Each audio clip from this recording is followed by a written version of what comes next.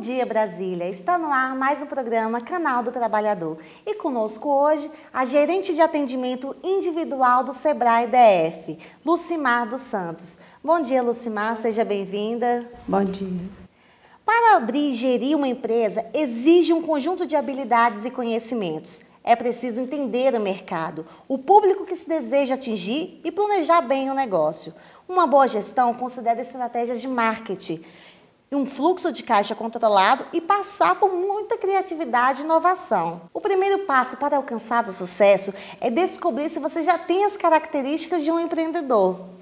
E o que você encontra no empreendedor? Conte pra gente. Você encontra no empreendedor busca de informação, comportamentos empreendedores ligados à inovação, ao despertar, conhecendo o mercado. Então, são alguns comportamentos básicos que o empreendedor tem que ter. A preocupação com o futuro da empresa, a preocupação com o meio ambiente, a questão da sustentabilidade e a competitividade. E para quem está pensando ou quer abrir um grande negócio ou um pequeno negócio, o que ele tem que fazer? Por onde que ele tem que começar primeiro?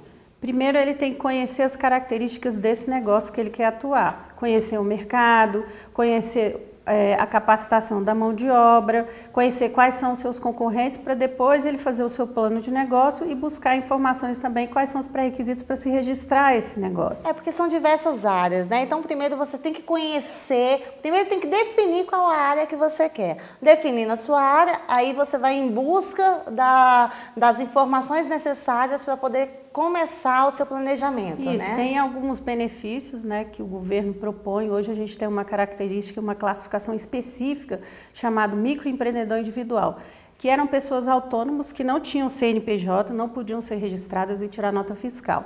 Então agora o governo tem o benefício, em conjunto com o Sebrae, que presta informação dessa categoria, que são manicures, são pedreiros, né? São esteticistas que querem ter nota fiscal para aumentar a sua capacidade de prestação de serviço. Às vezes ela presta serviço para uma empresa e não tinha nota fiscal e ficava na ilegalidade. Mas para se abrir um negócio é necessário você conhecer a legislação daquele segmento. Eu vou abrir uma empresa no segmento de alimentação, então legislações específicas, na construção civil, né? Então cada um tem sua legislação. Por isso que é importante procurar o Sebrae para buscar essas informações, não só de legislação, como gerenciar esse negócio também. E o que o Sebrae DF ele oferece de concreto para os futuros empreendedores?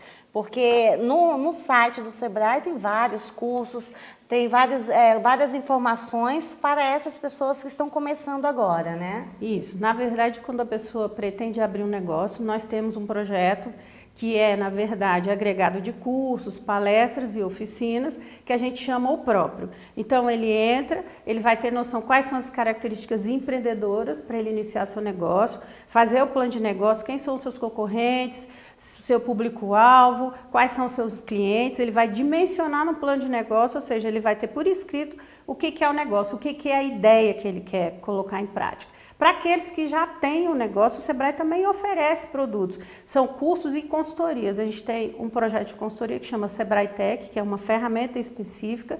Eu tenho uma necessidade de melhorar o meu preço de venda. Eu quero melhorar o design do meu produto. Eu quero construir um site. Então, o Sebrae oferece uma consultoria onde ele dá de benefício para esse empresário. Ele paga só 30% do valor dessa consultoria e parcelado até o mês de dezembro. Então, ele tem o curso e tem a consultoria também agregada a isso. E para quem quer tornar um negócio uma realidade, tem que ter o perfil de empreendedor? Porque eu acho assim que todos nós dentro da gente mesmo tem algo a oferecer, mas só que muita gente acha que fica com medo, né, de entrar no mercado de trabalho, porque se eu não me, como é que se diz?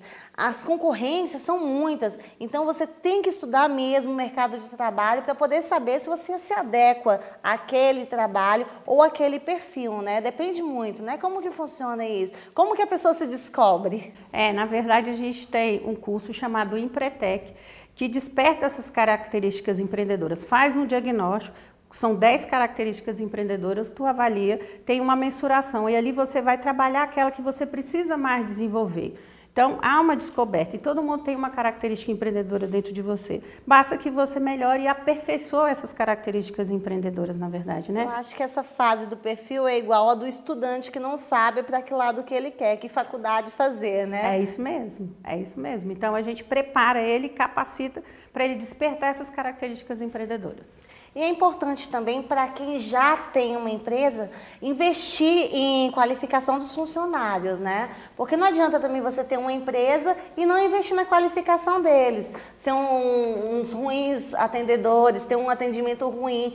Por quê? Eu como cliente, você como cliente, até mesmo para o próprio empreendedor, ele tem que ter um bom funcionário para poder atender bem e depois fazer até aquela pós-venda, né? De ligar, saber se o cliente saiu satisfeito com o produto ou com o serviço.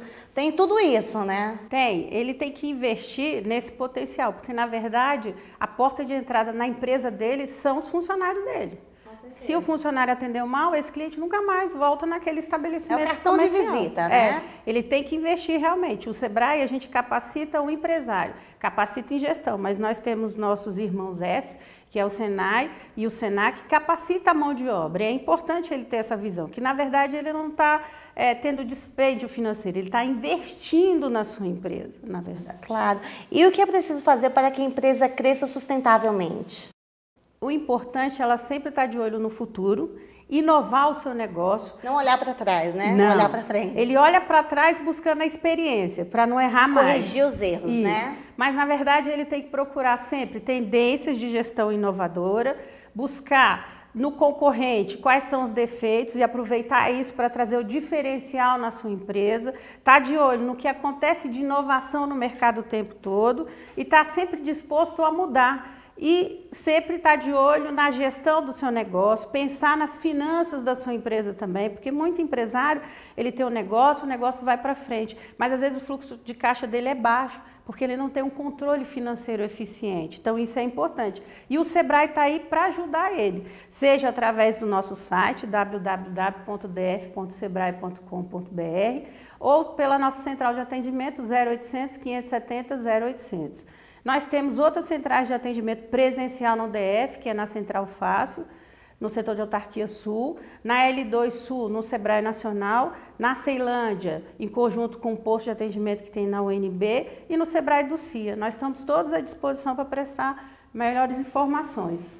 E o curso que vocês têm no site de vocês, que vocês dispõem para quem está em casa, são vários cursos, né? Eles têm duração de quanto tempo, mais ou menos? Tem alguns cursos que têm duração de 1 semana, outros têm de 4 horas, depende do seu estabelecimento, área, né? Também, né? E do seu segmento que você vai atuar. Então, às vezes, a gente tem curso presencial de 15 horas, tem curso presencial de 6 dias, tem curso presencial de 100 horas, que são agregados à consultoria, depende do segmento e do tema que você quer atuar. Mas, na maioria, são de 15 horas. São dicas práticas que você sai do curso, durante o curso mesmo você já se utiliza. E ali você já vê a coisa funcionando. E quais são os requisitos para abrir uma empresa hoje? Existe alguma idade mínima, alguma coisa assim? Na verdade, para você ser um microempreendedor individual, você tem que ter mais de 16 anos se for emancipado ou acima de 18 anos.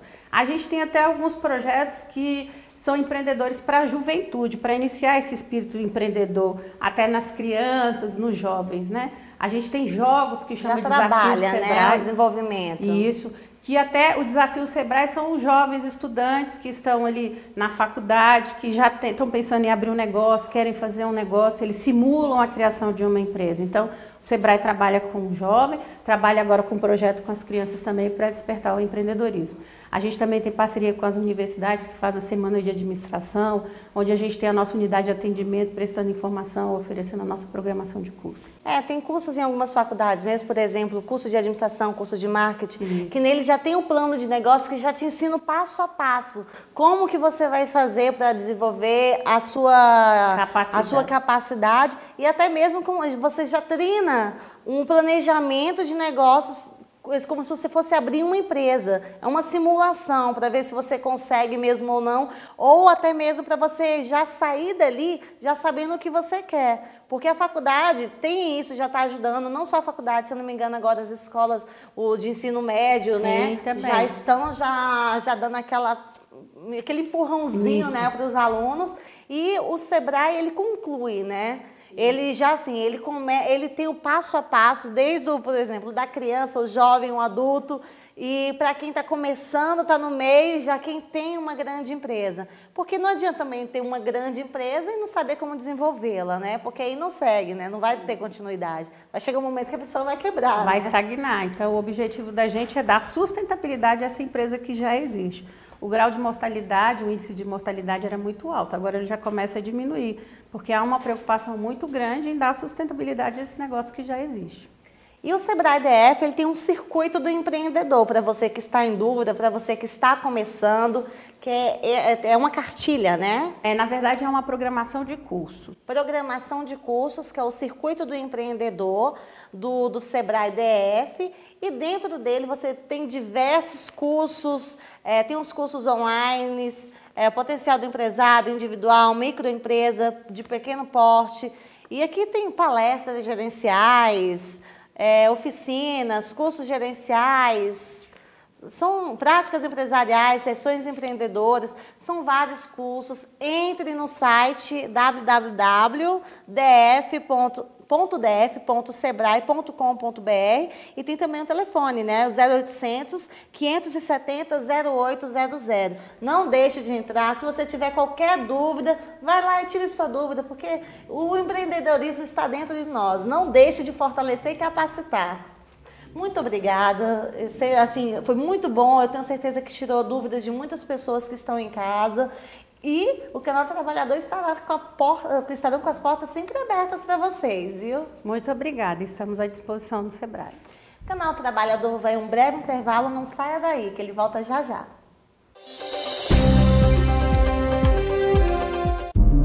Metal Fino. Grande variedade de joias com modelos e estilos dos mais conhecidos e renomados fabricantes. Semijoias com pedras naturais ou sintéticas com garantia de 1 ano. Os mais belos relógios para você e para quem você ama. Metal Fino, 304 Sul. Fone 3322-8342.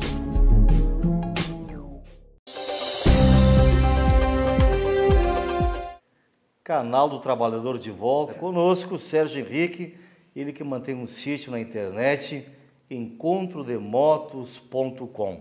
Bom dia, Sérgio Henrique, bem-vindo. Bom dia, eu que agradeço a oportunidade. Encontrodemotos.com, fala um pouco sobre isso. Isso veio de uma paixão pelas duas rodas, a moto. Desde os meus 14 anos eu já sou admirador de motos, quando eu já andava de mobilete, né? Acho que todo adolescente teve essa oportunidade de ter uma Garelli ou um mobilete. E essa paixão veio aí durante esses anos todos, até que eu fui surpreendido, cerca de 6 anos atrás, por um acidente que eu sofri na motocicleta, e que me deu aí uma chance de pensar sobre esse meio de mobilidade.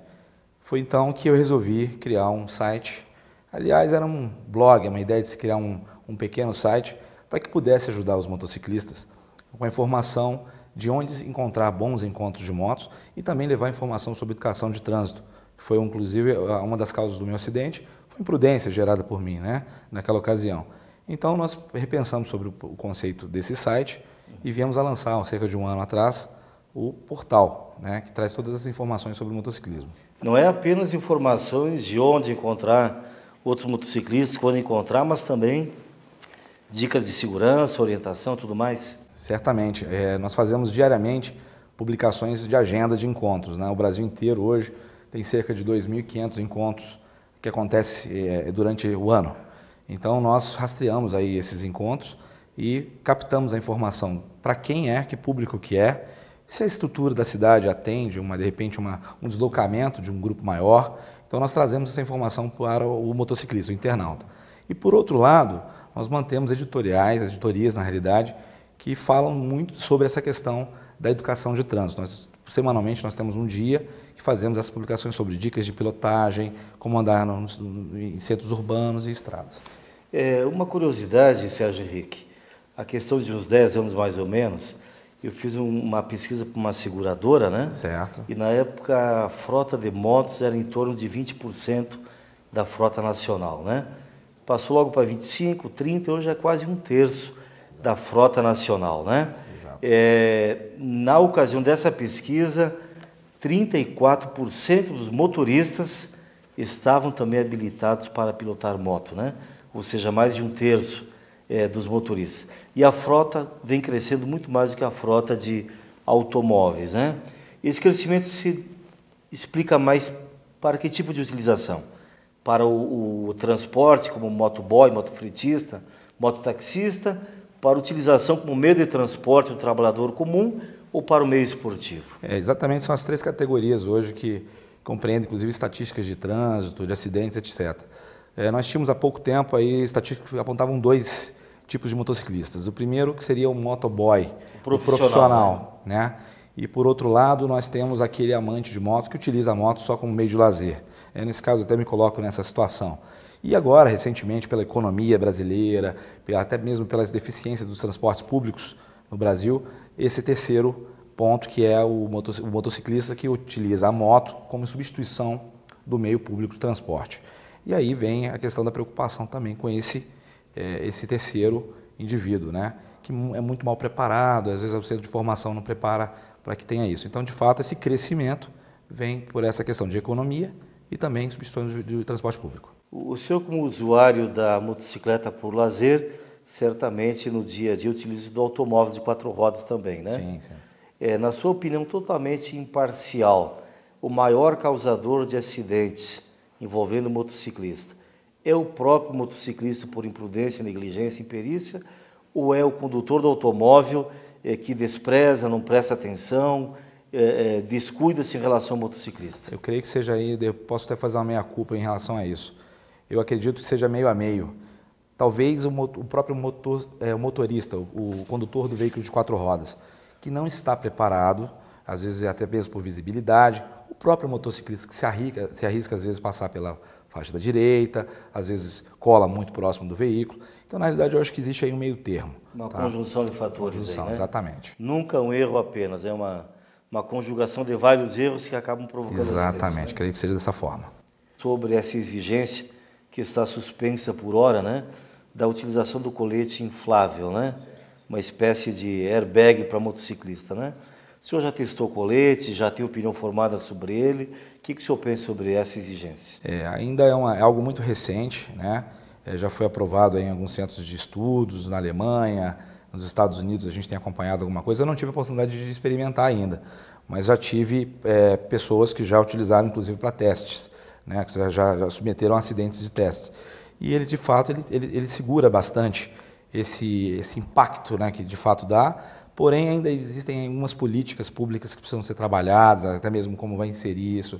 Mas ele é 100% seguro ou não? Digamos que eu acredito que ele tenha 80% de eficácia. Reduz muito o impacto, né? Sim, bastante. Mas não pode causar o efeito contrário e o motociclista, por estar se usando aquele colete, ele se achar um super-homem, coisa e tal, e vir a se arriscar mais em decorrência disso? Eu creio que não, eu acho que isso não, de fato não. Eu acho que a placa da moto no capacete, o que o senhor acha? Isso aí, inclusive nós defendemos uma campanha interessante de nós falarmos, porque é o seguinte, existe um projeto de lei tramitando lá no Congresso Nacional, nós tivemos inclusive recentemente lá no Senado, e nós levantamos uma bandeira, tá? Não sendo a favor dessa ação, desse projeto de lei, por uma questão única. Nós não fazemos política, absolutamente nada. A forma como foi abordado o tema é que não nos preocupou, tá? Até mesmo por ser uma coisa que abraça uma grande massa, um contingente enorme de motociclistas, que é a questão de tratar o motociclista como um marginal. Esse é o projeto, ou seja, ele quer minimizar a criminalidade de uma minoria, dando essa atenção para colocar um capacete, ou seja, a placa da moto no capacete, né? Isso vai inviabilizar a própria economia, porque você tem capacetes hoje de importados, que você tem uma alta capacidade de impacto, que o brasileiro ainda não consegue fazer. Então, eu acredito que isso vem assim ser um problema. As faixas retrorefletivas nos capacetes, no colete, no baú da moto. Perfeito, isso é importante. É a favor? Com certeza, tá? É importantíssimo. Quando você está ao trânsito, à noite, quando você tem essa motocicleta à sua frente, quando ela tem a placa refletiva, a faixa refletiva, é identificada automaticamente. O senhor tem filhos? 4. Qual é a idade mais velha? A minha filha mais velha tem 10 anos, né? Apaixonada por motos, não tinha outro jeito. O meu filho Henrique, de 6 anos, esse já é piloto. Esse já pilota motinha, inclusive já tive a oportunidade de levar o cartódromo, sabe todas as marcas de moto. E eu tenho gêmeas, né, de 5 anos. Bacana. Isso, a sua resposta já prejudica a minha próxima pergunta. A pergunta seria se o senhor ficaria tranquilo e dar uma moto de presente para o filho com 18 anos de idade. Talvez com 18 anos eu tenha essa preocupação. Não vai ficar tranquilo. Não vou ficar tranquilo. Hoje pela manhã, inclusive, nós estávamos na internet, ele colocou lá uma moto esportiva que ele queria comprar lá, quando ele completasse a maioridade, que era uma R1. Eu falei, não, filho, a gente pensa numa outra situação, de repente um kart, um carro melhor. Na realidade, hoje, enquanto eu pequeno, acho que dá para fazer, porque é uma brincadeira, que com muita segurança a gente leva para o cartódromo, coloca todos ali os acessórios. Mas acho que com 18 anos eu não sei se eu daria uma moto para ele. Eu sempre defendo que motocicleta para o quarentão, para a esportiva, para quem passou dos 30, chegou nos 40, Exato. Já tem um pouco mais de juízo, de responsabilidade, né? Exatamente. Ama um pouco mais a vida e tem mais medo de marcar um encontro lá em cima, né? Exatamente. Se você me permitir, eu vou fazer uma observação sobre as esportivas, inclusive a questão de idade. Eu tenho percebido uma questão hoje muito frequente. O jovem, entre 23 e 30 anos, ele tem poder aquisitivo muito rápido, ascensão, né, muito rápido, às vezes por um concurso público ou até mesmo uma condição familiar. E ele tem adquirido uma moto esportiva, que hoje custa em torno de R$40 mil. Paga em 60 parcelas. E aí sai acelerando como um maluco aí, né? Muito hormônio ainda, né? Muito hormônio. Muita necessidade de autoafirmação. Isso é uma questão muito preocupante aí. Perfeito. Diz uma coisa, quem está comprando uma moto hoje esportiva e não conhece ainda o público de motociclistas, qual é um encontro bom, onde acontece, que dia da semana, para ele começar a se inserir nessa comunidade? Muito interessante. Brasília hoje é um celeiro de motociclistas. Brasília, inclusive, teve o maior encontro de motos da América Latina, né? Com mais de 300 mil pessoas agora no mês de julho.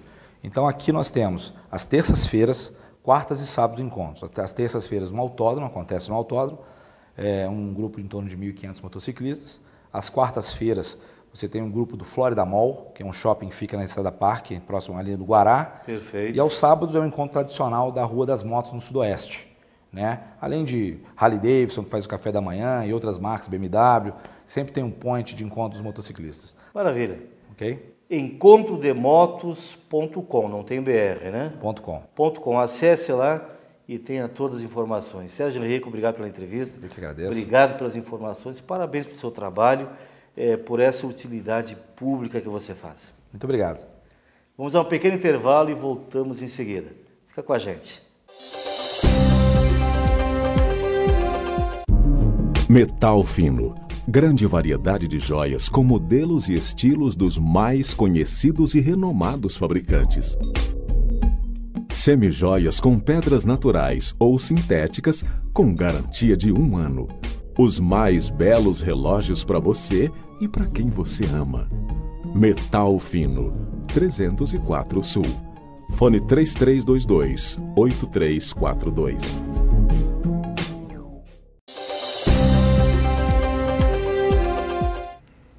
Estamos de volta agora com o Coronel Abud, presidente da Associação dos Oficiais do Corpo de Bombeiro Militar do DF e ex-comandante-geral da corporação. Bom dia, presidente, seja bem-vindo. Bom dia, é um prazer estar aqui com vocês hoje. Igualmente. Os militares do DF possuíam o melhor salário do país. Hoje, são o 13º salário do Brasil versus custo de vida. E o 5º salário do país é a menor remuneração da segurança pública do DF. Está precário, né, presidente? Um pouco bastante difícil, né? É o que nós estamos querendo, é a valorização do governo, que foi uma das promessas de campanha do governador, que iria rever várias coisas, e dentre elas a própria parte salarial, manter o padrão que era, e não é para ser por menos. Porque o GDF, pelo que eu estou vendo, ele está fazendo uma manutençãozinha aí da aplicação do Fundo Constitucional, mas que na realidade está diminuindo a verba de custeio de investimento, comprometendo toda a segurança pública do DF. Realmente, né? Isso é verdade. Para você ter uma ideia, o governo do Distrito Federal está tendo um repasse da União de 7,29% de reajuste do fundo, ou seja, para o próximo ano vamos chegar na fase de 10 bilhões e 700 milhões.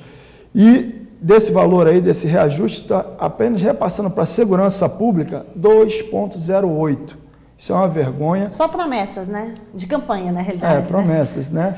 E isso aí é preocupante para o governo daqui do Distrito Federal, para a comunidade do Distrito Federal, porque como a gente está falando já anteriormente, o Distrito Federal ele está investindo o recurso, de vez em investir na segurança, que não se está se fazendo isso. Ou seja, a saúde já está precária, que era uma promessa também para consertar e não consertou, a educação já está falida e agora a segurança vai falir. Então é preocupante para a comunidade, né?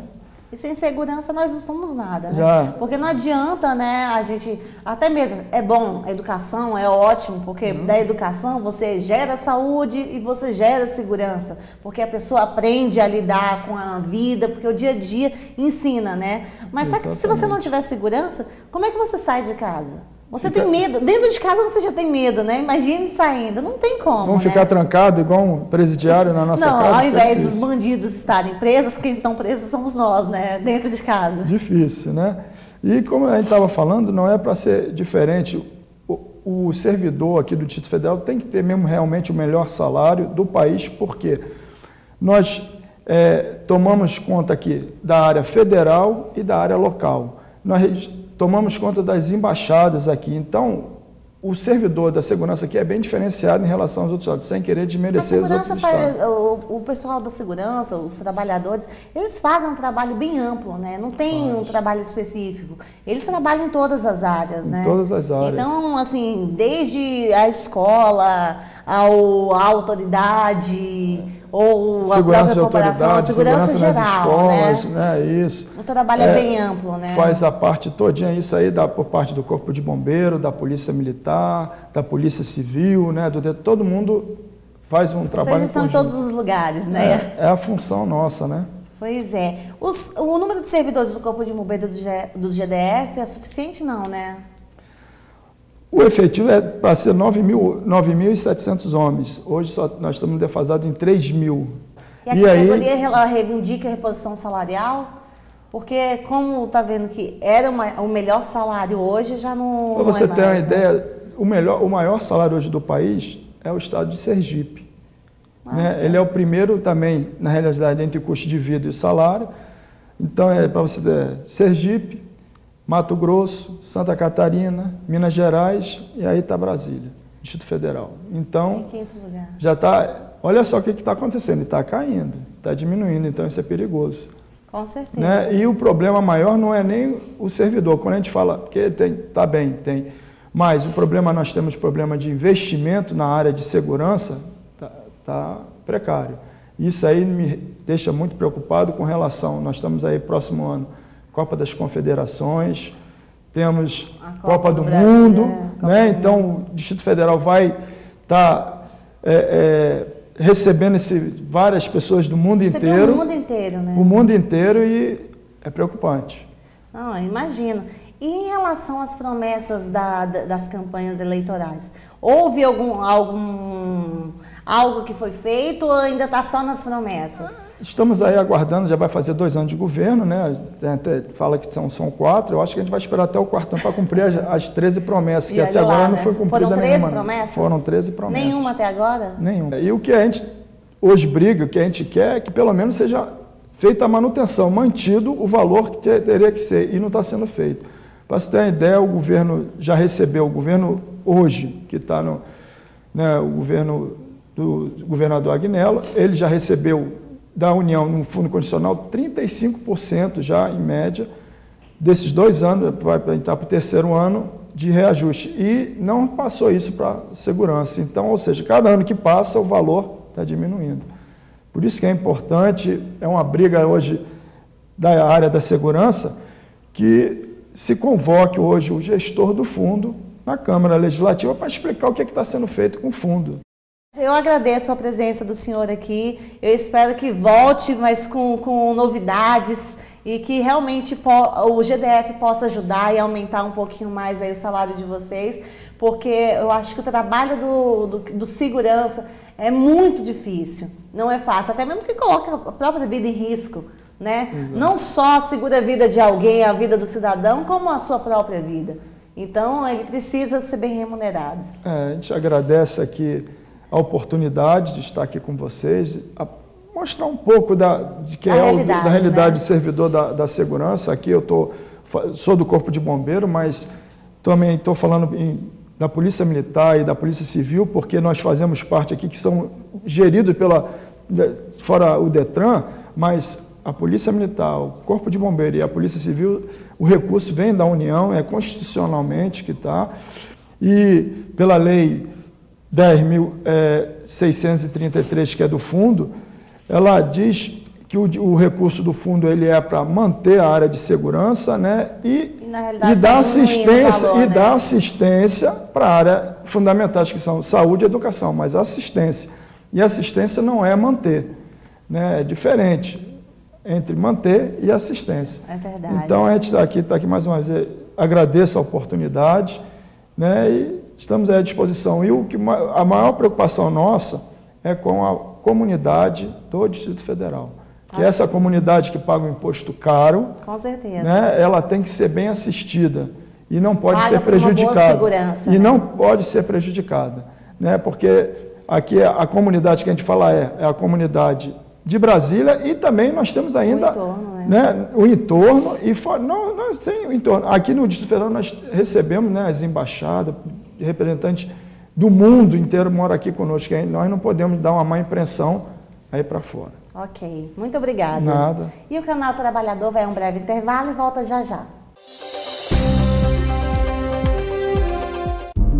Metal Fino.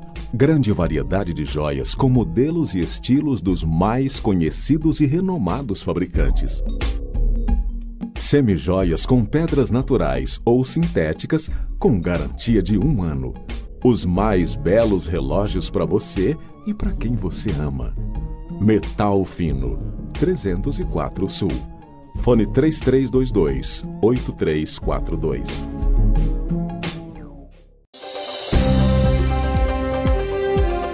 Estamos de volta agora com Isídio Santos, presidente da Comissão Política e Relações Trabalhistas do Sinduscom DF. Bom dia, presidente, seja bem-vindo. Bom dia, obrigado. Um ambiente que antes era dominado pelo público masculino, a partir de agora será também frequentado por elas, as mulheres. O programa de Mulheres na Construção é destinado para mulheres maiores de 18 anos, com escolaridade mínima de 4ª série do ensino fundamental. E no decorrer do curso, cada participante receberá uma bolsa de estudos no valor de R$ 200 mês, que serve para auxílio nos gastos com deslocamento e alimentação. É isso mesmo, presidente? Com certeza. Conta pra gente um pouquinho desse projeto, que, se eu não me engano, também é realizado pela Secretaria da Mulher, a Sinduscom, Sudeco, e quem realiza os cursos é o IFB, né? Exatamente. A conjunção dessas entidades proporcionou que a gente trouxesse essas mulheres para a construção civil, mas não apenas colocá-las no canteiro de obra, como qualificá-las.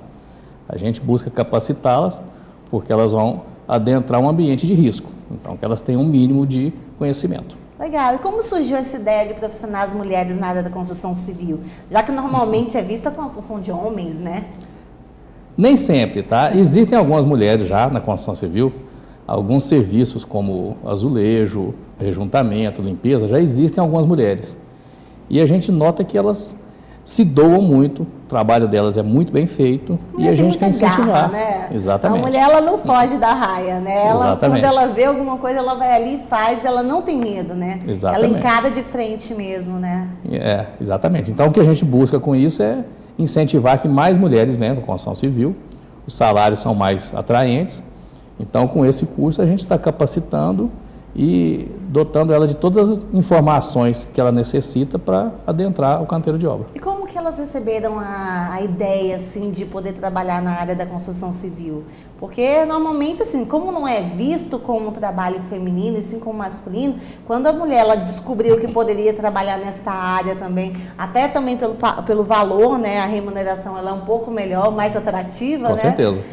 Como é que elas se sentiram? Você que está ali de perto, está observando. Olha, nessas diversas reuniões, montagem desse curso, a gente procurou levar essas informações, tanto salarial, condições que ela vai ter nesses canteiros de obra, e a gente conseguiu sensibilizá-las. Tanto é que para esse primeiro curso, que seriam 200 vagas, nós tivemos 2.000 inscrições. Nossa, muito bom mesmo, Muito bom. Foi um atrativo mesmo para as mulheres, né? Com certeza. E o que é exigido mesmo para elas fazerem um curso? É só a escolaridade ou tem alguma coisa a mais?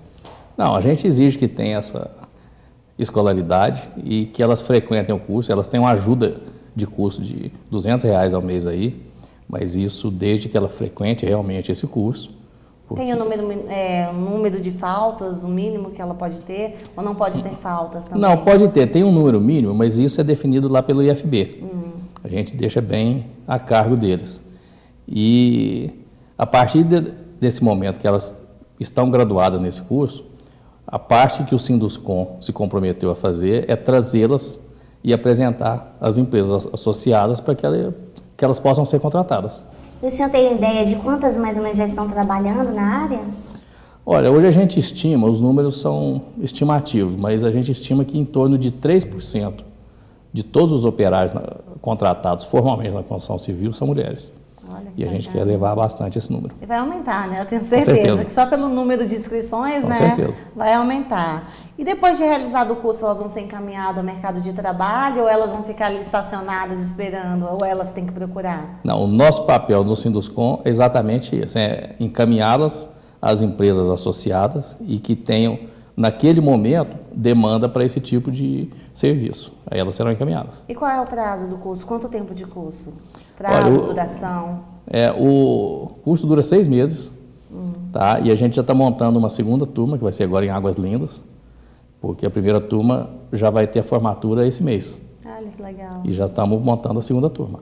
E assim, vai do básico ao aperfeiçoamento, como é que é? O curso, ele é um curso completo ou é só mesmo o básico para elas terem noção do que é um trabalho na construção civil? Engloba tudo isso. Ele tem essa noção básica do que é o serviço geral, específico, né, do curso. Ela vai ter noções de segurança, ela vai ter noções de saúde, ela vai ter disponível para ela complemento na alfabetização, se for necessário. Então, tudo isso nós temos, tudo gratuito.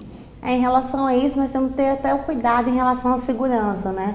Porque pelo que nós estamos vendo hoje em dia, infelizmente, toda semana está tendo um acidente na construção civil, né? Por operários e tudo.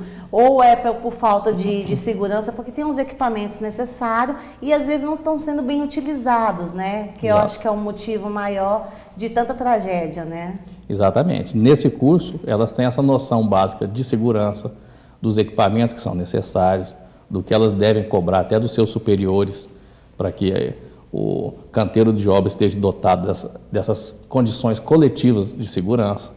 Então, elas vão aprender tudo isso, elas vão cobrar e ser cobradas. E qual é a importância de preparar as mulheres? Está faltando mão de obra masculina ou é só para agregar mesmo o tom feminino na área masculina? Olha, eu diria que são as duas coisas. O mercado hoje está bastante aquecido, tá? A gente necessita de mais trabalhadores e tem vários serviços, como eu já disse, que as mulheres desempenham muito bem, até muito melhor que os homens. Pela questão que eu estou falando da segurança, a mulher ela tem mais cuidado, né? O zelo da mulher é muito maior do que o do homem. Não, é um ótimo trabalho, é um excelente projeto, eu tenho certeza, assim, já está dando certo, né? E Sim. vai continuar, que possam abrir novas turmas e as mulheres que quiserem participar, como é que elas fazem para se inscrever? Olha, podem procurar o Sinduscom, o IFB, a Secretaria da Mulher, né? A SUDECO, todos têm o acesso para essas inscrições. As inscrições são feitas semestralmente, porque o curso é de 6 meses, né? De acordo com essa demanda, a gente vai montando as turmas. Tá? Montou-se essa primeira turma inicial aí, para que a gente tomasse pé, tivesse noção da aceitação. E foi espetacular. Tanto é que já montamos a segunda turma e já estamos programando uma terceira. Ótimo, muito obrigada, tá? Sucesso aí nesse projeto e que cresça cada vez mais. Eu que agradeço pela oportunidade. Muito obrigado. Ok. E o Canal Trabalhador vai mais um breve intervalo e volta já já. Metal fino. Grande variedade de joias com modelos e estilos dos mais conhecidos e renomados fabricantes. Semijoias com pedras naturais ou sintéticas com garantia de 1 ano. Os mais belos relógios para você e para quem você ama. Metal fino, 304 Sul. Fone 3322-8342.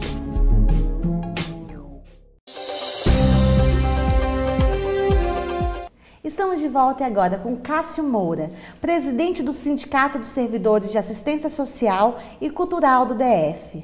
Bom dia, presidente, seja bem-vindo. Bom dia, Carla. É um prazer estar aqui com esse trabalho de vocês, que é muito importante para o movimento sindical.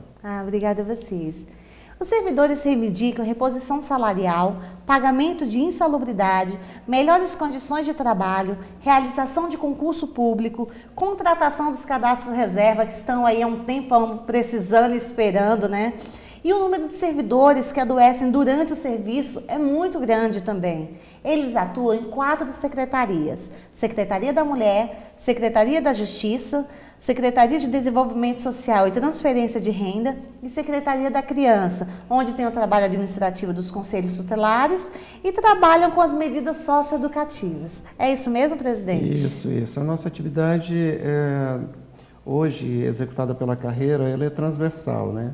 E estamos aí do conjunto social desenvolvendo diversas atividades, tanto do ponto de vista da proteção da mulher, quanto da proteção e qualificação das famílias, bem como na ressocialização de jovens através das medidas socioeducativas. Até mesmo porque um ajuda o outro, né? Você tem que estar ali apoiando e ajudando a mulher, porque é ela que dá o suporte para o filho.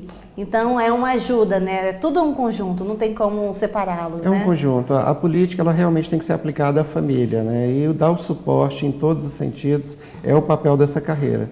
O grande problema é o que você disse, né? Por ser uma atividade que envolve com a dor e as dificuldades de diversas famílias, nós estamos tendo um grande número de servidores que vêm adquirindo doenças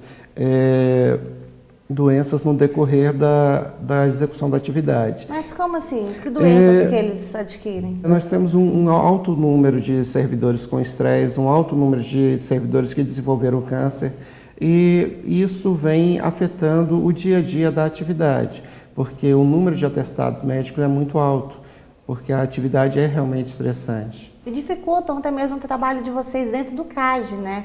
Por exemplo, como nós estávamos conversando anteriormente, não adianta também contratar se não der suporte para vocês que estão ali dentro, porque parece que vocês até revezam cadeira, né, para poder trabalhar lá no CAGE, né? Isso, nós temos, não diretamente no CAGE, né? O CAGE nós temos, dentro das nossas atividades técnicas, diversas dificuldades do ponto de vista de atendimento técnico para ter a privação das informações e dar um certo sigilo. É um atendimento ao público, né? O sigilo, mais direcionado. O sigilo ao menino que está sendo atendido, né? Então nós temos isso. Mas o maior problema do ponto de vista das cadeiras e mesas está nas nossas atividades desenvolvidas no meio aberto. Nas LAs, na prestação de serviço à comunidade, as nossas unidades são muito pequenas, ao ponto de que para um servidor sentar, o outro tem que levantar. E quantas unidades são? São 14 unidades de atendimento no meio aberto, e 4 unidades de semi-liberdade e 4 unidades de internação. As unidades de internação hoje nós necessitamos de muitos servidores. Temos aí 130 servidores aptos a tomarem posse, que estão fazendo muita falta para a categoria nesse momento, principalmente no momento de crise que estamos passando aí, infelizmente com a morte dos 3 jovens, né? Onde nós estamos desenvolvendo uma atividade voltada à proteção nesse momento e à segurança para garantir a tranquilidade na unidade. E, por outro lado, nós temos grande necessidade de abertura de novos concursos, porque a abertura do concurso não significa a contratação imediata do servidor. Então, ao abrir um concurso hoje, a carreira só contará com esse servidor daqui a 1 ano. E após 1 ano, que é a finalização do concurso, esse servidor ainda tem que ser treinado e capacitado para tomar posse. Porque para poder trabalhar nesta área, né, não é só chegar e fazer um trabalho da teoria, tem que ter a prática, tem que ter a prática. Então, até treinarmos o servidor para ele estar apto a desenvolver a sua atividade, nós vamos levar aí mais ainda 3 ou 4 meses de treinamento. Para trabalhar nesta área, acho que o que pesa muito é o psicológico, né? Isso. Porque você mexer com adolescentes, infratores, e ao mesmo tempo, assim, você tem que conhecer, saber o que está acontecendo, por que ele cometeu aquele delito, alguma coisa assim, né? Porque é complicado, ninguém comete nada, ninguém tem... A atitude dele sempre depende de alguma outra coisa. Isso. Ou é a família que está necessitando de algo, ou de um alimento, ou a estrutura familiar ela não está adequada. E é onde vocês chegam para poder dar todo aquele suporte, né? Isso. O grande problema é esse, porque nós trabalhamos, de parte da nossa atividade nas medidas socioeducativas são voltadas à segurança. Nós temos que garantir que esse jovem esteja dentro da unidade, não fuja, usando aí todo um aparato voltado à segurança. Porém, esse mesmo servidor, ele tem que estar apto a ter um entendimento das necessidades desse jovem, no sentido de fazer com que ele mude de ideia, saia do caminho delituoso e passe a conviver de forma tranquila na sociedade. Então, essa atividade que, por um lado, você vê um choque direto, que é a garantia da segurança, impedir a fuga, impedir a violência, a contenção, é aplicada pelo mesmo funcionário a condição de se aproximar, se envolver e estar dando a esse jovem a condição de entendimento de uma nova vida dentro de uma sociedade com garantias de direitos. Uma vez que as estruturas do sistema socioeducativo hoje estão frágeis, nós não estamos conseguindo espaços adequados para atendimento nas liberdades de meio aberto, nas LAs, acaba que a vara da infância aplica diretamente uma internação a um jovem que poderia estar respondendo numa liberdade assistida. Isso é ruim para o jovem, que vai ter parte dos seus direitos violados ao não ter garantido aí a condição de ser ressocializado junto à comunidade, e é ruim para as unidades de internação, porque acaba gerando a superlotação, que é um dos grandes problemas que estamos vivendo hoje. Que é o que está acontecendo, né? E que nós iremos falar um pouquinho mais sobre isso na semana que vem. No próximo programa, nós teremos aqui a Thelma Mello, que é do SEDEST, e a Mariana Berni, da Secretaria da Criança, onde estaremos discutindo sobre a prevenção, né? E um pouquinho mais do que está acontecendo, essa turbulência toda que está acontecendo no CAGE, e que nós de fora que estamos vendo não sabemos realmente qual é a necessidade, o que realmente está acontecendo. E será totalmente esclarecido aqui na próxima semana, né? Isso, correto. E eu agradeço a presença do senhor, espero que as reivindicações de vocês sejam pleiteadas, que infelizmente está tendo uma dificuldade muito grande e acaba abalando o trabalho de todos, e infelizmente também com o abalo do trabalho de vocês está acontecendo o que está acontecendo com as nossas crianças e os nossos adolescentes. Isso. Agradecemos também, Carla, a presença, a condição de poder estar discutindo contigo, debatendo contigo e levando à sociedade a informação da atividade que a nossa carreira presta à sociedade, né? Que é de extrema importância, que é a ressocialização e a estruturação das famílias para que possamos ter uma comunidade garantida de direitos, né? Ok, o Canal Trabalhador agradece e vai a mais um breve intervalo e volta já já. Metal fino. Grande variedade de joias com modelos e estilos dos mais conhecidos e renomados fabricantes. Semijoias com pedras naturais ou sintéticas com garantia de 1 ano. Os mais belos relógios para você e para quem você ama. Metal fino. 304 Sul. Fone 3322-8342.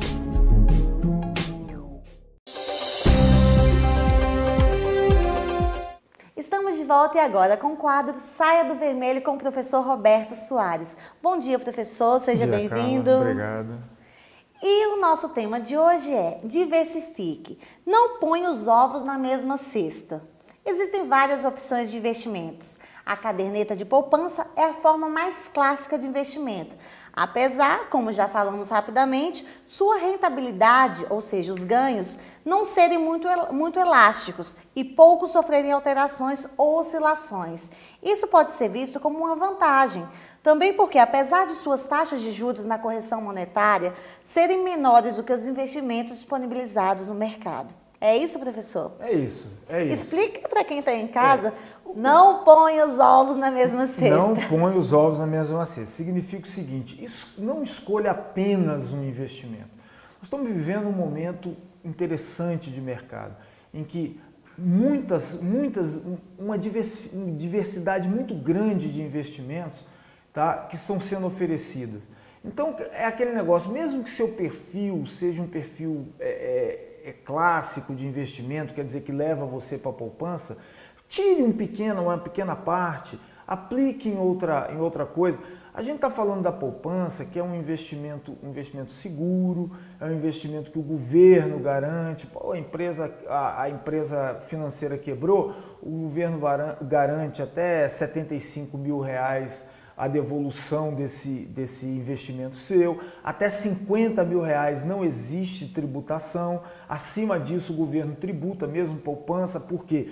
Para evitar a especulação. Porque imagina, você ganha 1 milhão, bota na poupança, aí a poupança dá 0,5%, não é isso? Você vai viver aí muito tranquilamente com aquilo que a poupança rende e o dinheiro fica parado. Eu acho que essa frasezinha cabe muito também naquela questão dos investimentos em ações, né?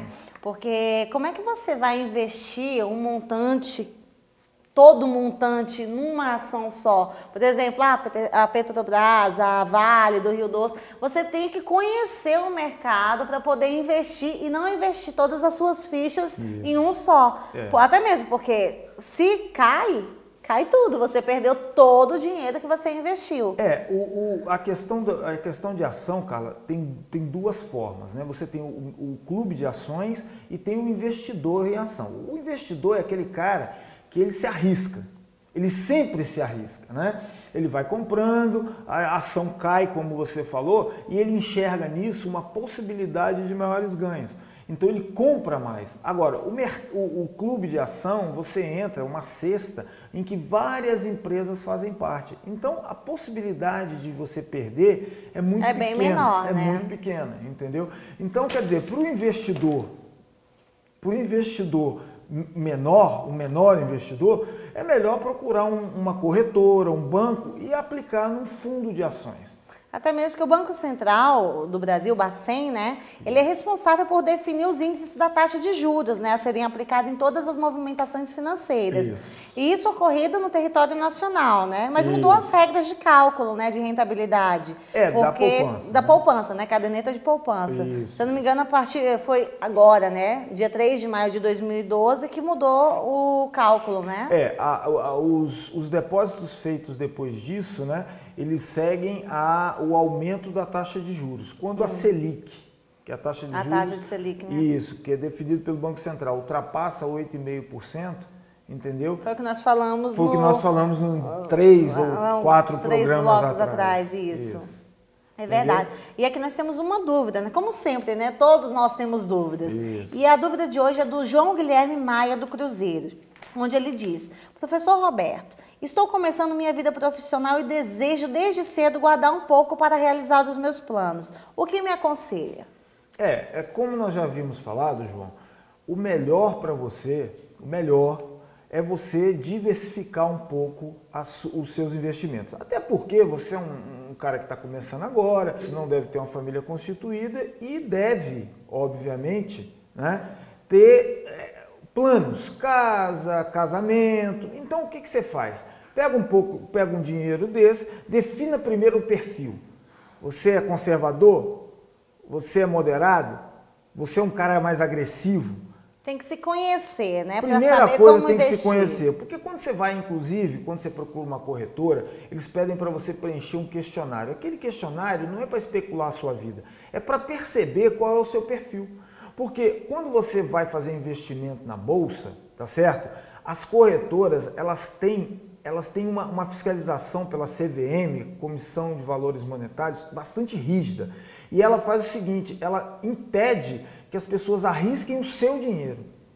Entendeu? Então você, quando já te ajuda, né? Para não entrar no vermelho, né? Exatamente. E aí o que acontece? Quando você preenche aquilo, o cara fala, não, o cara é o cara é tradicional, o cara é conservador, então vamos pegar o dinheiro dele, a boa parte do dinheiro botar na poupança, a outra pequena parte vamos para a renda fixa, a outra boa parte vamos colocar ali no clube de ações. Lembrando sempre, Carla, que clube de ações, quando a gente fala ação, parece que o cara tem que ser rico, né? Não, existem clubes de ações que você pode começar um investimento com R$100 por mês.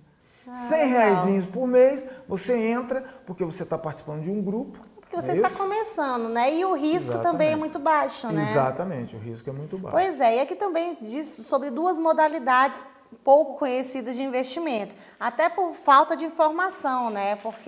Mas deve uma atenção especial porque é a ouro e a previdência privada. Isso. Nós já falamos um pouco sobre a previdência privada. A ouro nós vamos falar agora, né? O ouro, o que acontece com o ouro? O ouro é pouco conhecida essa modalidade de investimento no Brasil. Porque o Brasil é o seguinte, não existe nenhuma extração de ouro que o governo, tá certo? Não tome conta. Então, na verdade, quando você investe em ouro, não significa que você vai lá e vai comprar um lingote de ouro. Não, você compra papel. Você compra a propriedade... São títulos, né? Exatamente, são títulos. E aí, quando o ouro sobe, o ouro desce, é como se fossem ações, né? Eu mas conheço um pouquinho, vinculados né? a ouro. Como uma mulher chique que você é, deve conhecer bastante ouro, né? Oh, meu Deus. Eu espero, assim, a gente vai especulando, né? Quem sabe a gente chega lá. Claro, claro. Então, quer dizer, o ouro é uma coisa bastante interessante. Tá certo? A previdência privada já é um investimento mais a longo prazo. Só voltando um pouquinho, esse ouro, tirando algumas dúvidas, claro, começando pelas minhas, por exemplo, a pessoa que ela investe, assim, para uso próprio mesmo, não em relação a títulos. Posteriormente, se eu não me engano, tem alguns bancos que você pode ir lá e levar o seu ouro, por exemplo, as joias, e são vendidas, né? Como é que é? Na verdade, é o penhor. O penhor, isso.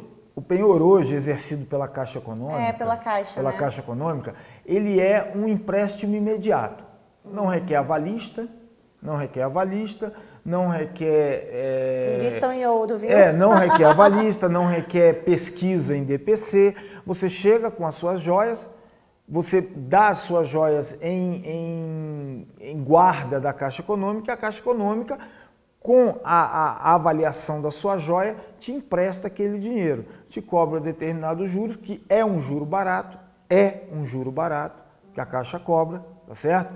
E aí você tem determinado tempo para resgatar. Se você não resgatar, a Caixa entende que você está abrindo mão daquele bem. Então você usa, assim, como penhor, mas por um empréstimo, como se fosse um empréstimo, isso. E ao mesmo tempo você pode usar as próprias joias para poder pagar a sua dívida. Exatamente, é exatamente isso. Porque, claro, né, Carla, se você pega um anel, vai vender aí no mercado aí, o cara não vai pagar, né? Nunca paga o mesmo valor, né? Igual o carro, você tira por 50 e devolve por 25.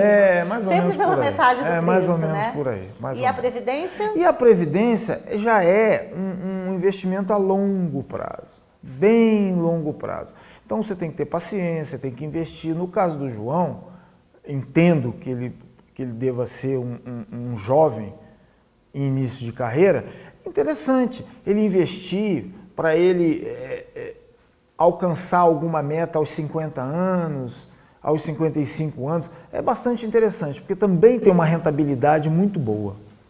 Muito obrigada, professor. Eu tenho certeza que tirou muitas dúvidas dos telespectadores, até mesmo porque falou em investimento, todos querem investir, mas não sabem como investir porque não conhecem o seu próprio perfil.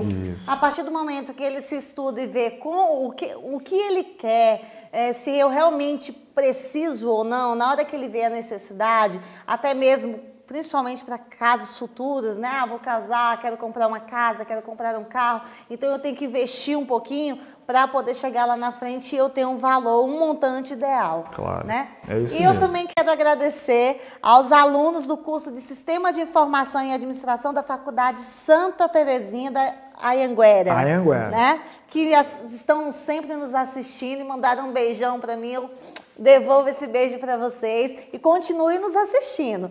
E não devemos esquecer da nossa frase: prosperidade é uma questão de escolha e atitudes. Muito obrigada, professor. Obrigado, Carla. E o Canal Trabalhador fica por aqui. Um excelente final de domingo para todos vocês e até semana que vem.